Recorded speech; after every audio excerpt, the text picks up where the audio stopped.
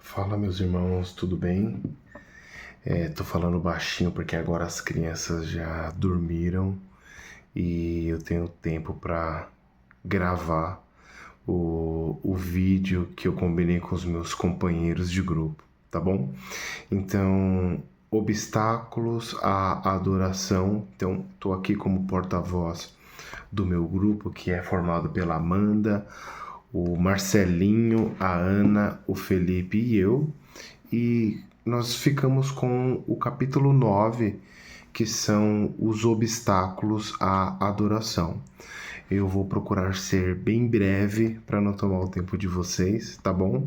Então nós entendemos que a adoração verdadeira é um encontro íntimo com Deus, um encontro com o Senhor, mas vários obstáculos podem nos afastar dessa maravilhosa experiência. E o primeiro obstáculo que o autor fala é a atitude incoerente.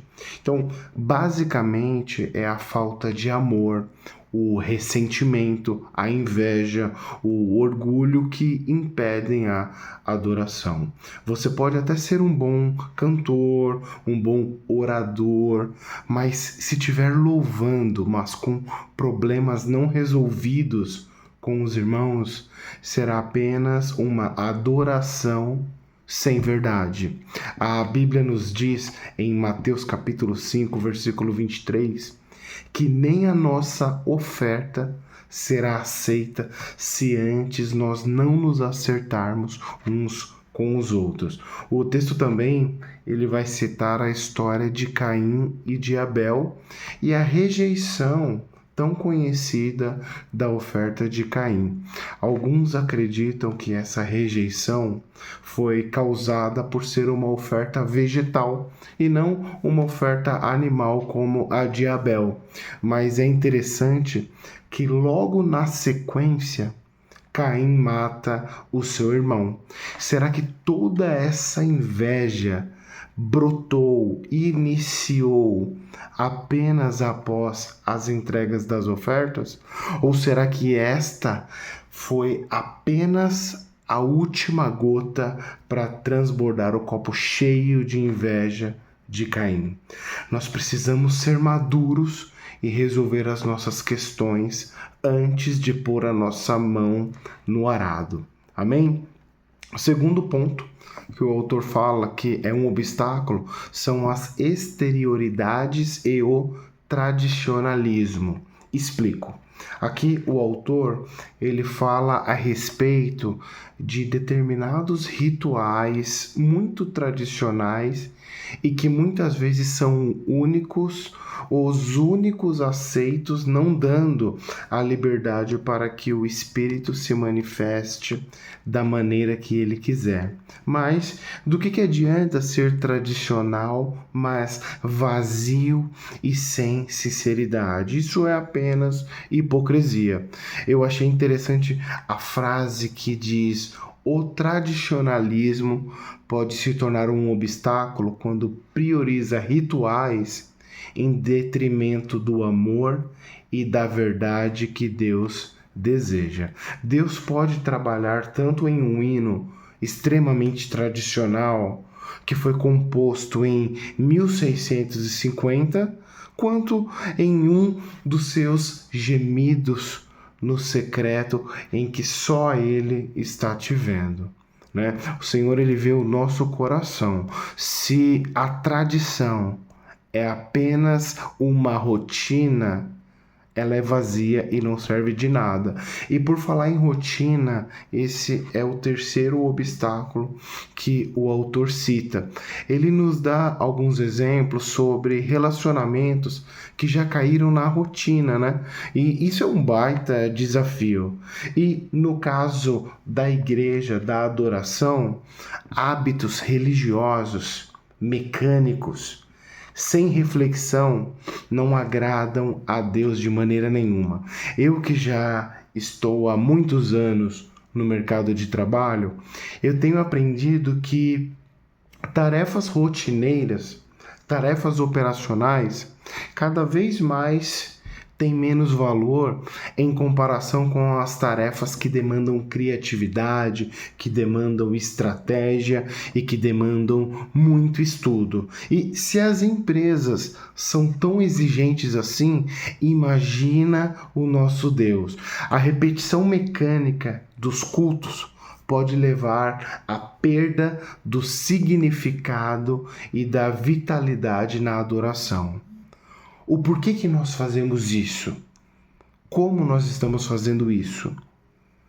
É algo para nossa reflexão. Quarto ponto, mundanismo. O amor ao mundo, prazeres e posses podem nos distrair da adoração. O autor afirma que tem tantos crentes tão à vontade no mundo que parecem até que o mundo é o seu lugar. Em João capítulo 17, versículo 16, a Bíblia vai dizer justamente o contrário, que não somos deste mundo. A Bíblia nos ensina a não amar o mundo, pois a verdadeira adoração deve se concentrar em Cristo Jesus. O quinto obstáculo que impede a nossa adoração é o pecado não confessado. Pecados conscientes e não confessados impedem a comunhão com Deus. Sabe aquela mentirinha inofensiva ou aquela fofoquinha que não tem problema nenhum na nossa cabeça? O Salmo 66, versículo 18, destaca que Deus não ouvirá os que cultivam a iniquidade em seus corações. Mais um obstáculo que impede a nossa verdadeira adoração. E por fim, o desinteresse em ingratidão e a preguiça. Hoje em dia, nós vivemos em um mundo com tanto entretenimento, às vezes tarefas chatas que a gente precisa realizar durante o dia, às vezes 1 hora é como se fosse uma eternidade. Em contrapartida, nós ficaremos facilmente 1 hora assistindo 120 vídeos curtos no TikTok e nós nem perceberíamos. Mas, às vezes, o que acontece é que nos parece tão chato buscar do Senhor, ouvir a música, tirar o contralto, o soprano ou o tenor, ou aquela frase mais veloz da guitarra. Se verdadeiramente nós fomos chamados para isso, Deus nunca vai se contentar com as nossas migalhas, com o nosso de qualquer jeito. Não é para Deus, pode ser de qualquer forma. Deus não quer as nossas migalhas.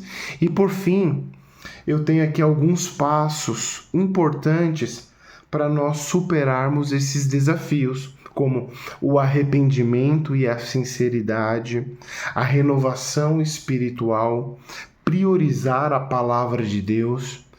É inimaginável pessoas como nós, ministros da casa do Senhor, se nós não buscarmos a palavra do Senhor. Precisamos buscar a ajuda do Senhor. E humildade para reconhecer os nossos erros e o compromisso com a verdadeira adoração. E por fim, a adoração verdadeira requer um coração puro, um coração sincero e um coração humilde. Superar os obstáculos exige um compromisso renovado com Deus e uma busca contínua pela sua presença. Bom, esse foi o resumo que nós fizemos. Eu te aconselho muito a ler na íntegra esse capítulo, porque eu fiquei de boca aberta com tantas verdades que estão expostas no texto. Tá bom, queridos? Que Deus possa abençoá-los e até o próximo estudo. Amém? Até mais.